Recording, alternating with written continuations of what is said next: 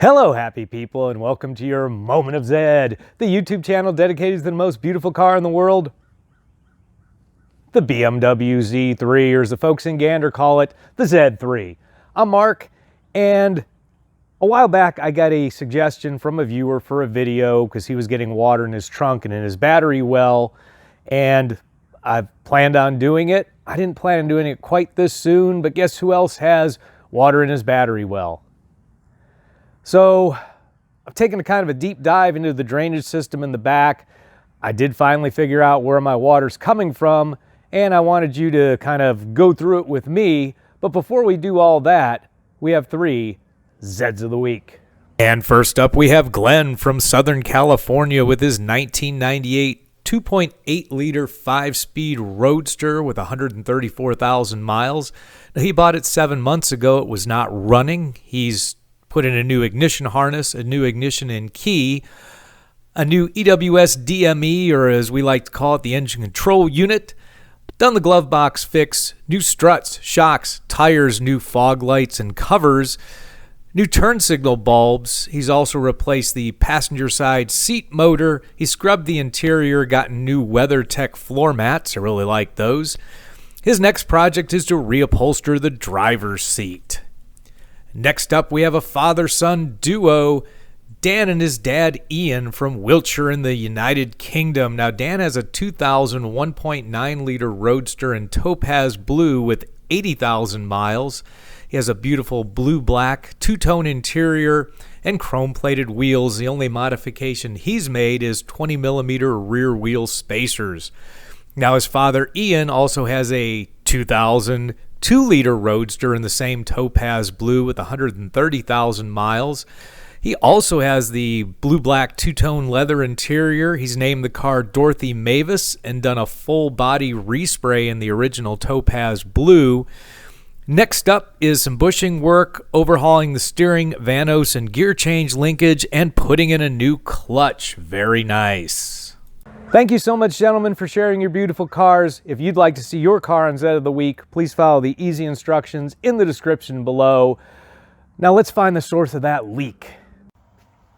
All right, so I kind of took apart my trunk to try and figure out where the water was coming in from into the battery well. Because if it was the tail light, which we've dealt with in a previous video, it should be wet up under here, and it wasn't. And then, of course, that tends to drip on the covers that I've now removed, and that gets all wet. So you know it's leaking there. If it was leaking from the trunk seal itself, that again, all the carpeting type material that makes up our trunk should be wet. If it were the tail lights, that would have been pretty obvious.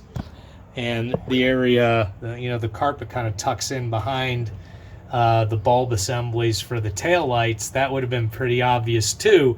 But I've got none of that to get water, into this battery well as much as it was. And I've dried it out since. And my research tells me that the top drains, the back top drains, are what can fill this. The only thing I haven't been able to find is I wanted to find you guys the path, guys and gals, the path to get from the corner of the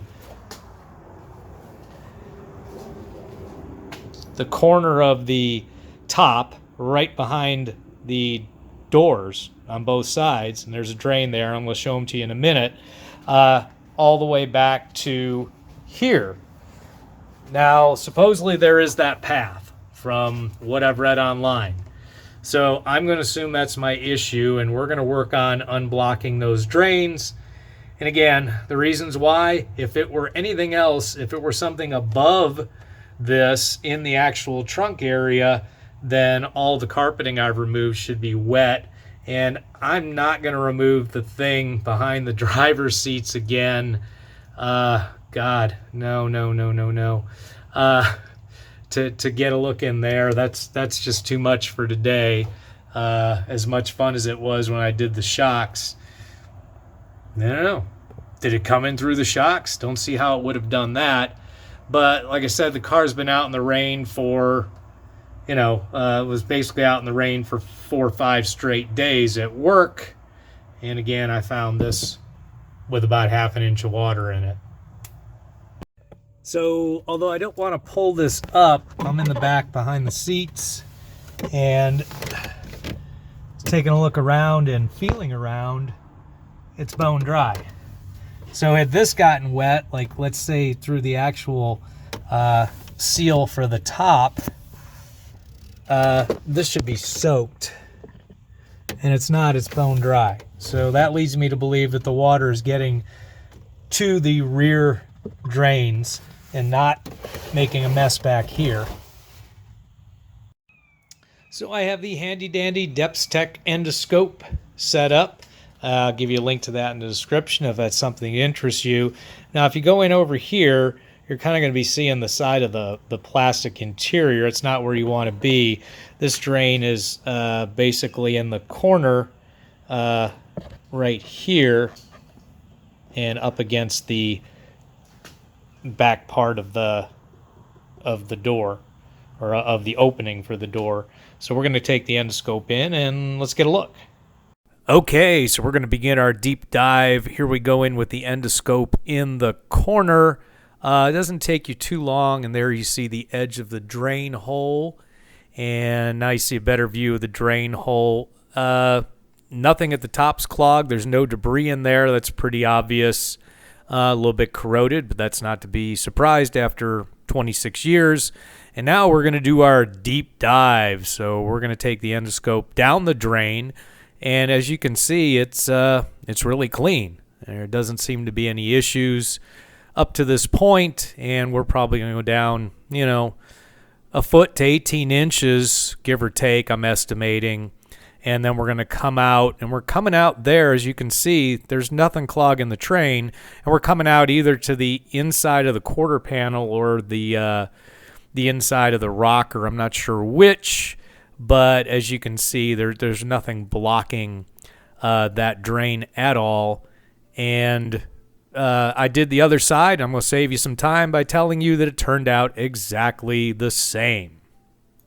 Okay, a very smart person said, hey, maybe your water came up from underneath. And I don't think it did, but I want to take a look up under there anyways. Let's go under the car. We're up on our Rhino Ramps, link in the description. And here is our battery well. Now,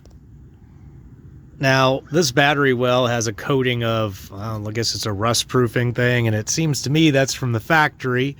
Let me know if I'm wrong. There's one of the plastic plugs, so I'm sure why that's there if you're going to undercoat it. And there's another one, so that could have drained the battery thing, but I just mopped it out myself. No other possible sources. There's the thing that blocks the spare tire, which I removed in a previous video.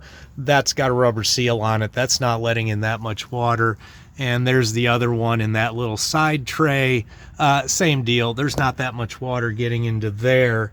So I'm not really seeing a possibility for it coming in from underneath.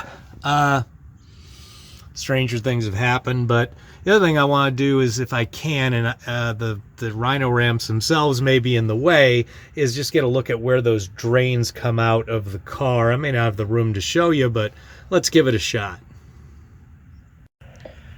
So I didn't have the space to find the bottom of those drains, but we know they're clear, and that's okay. So I think the next best thing to do to solve this is recreate the conditions that caused it. So we're going to go ahead and do that and take a look and see what we come up with. So I'm hitting the back of obviously the top first, and see how that drains out. And it looks like it's, pretty much going where it's supposed to go. If you take a look, a lot of the water doesn't even make that drain hole. It just kind of gets deflected here at the flap in the top. And if you run some into there, it does seem to be, excuse the crappy camera work, but there's where it seems to be going out, probably running down the rocker panel and then out the middle. So I'm going to keep running a little bit more water here, and we'll go ahead and open up the trunk, and we'll take a look, see if any water's gotten into there. Okay, so guess what? Trunk's full of water, at least in the forward part of it, and I don't have a completely clear path on where it came in from, but there are dribbles on the back wall coming up from, I would say, behind the wiring loom, which means I think it's leaking down, and that's why none of the carpeting material was wet. It's coming down below that, and I suppose once it fills up enough, it then finds the lowest part into the battery well.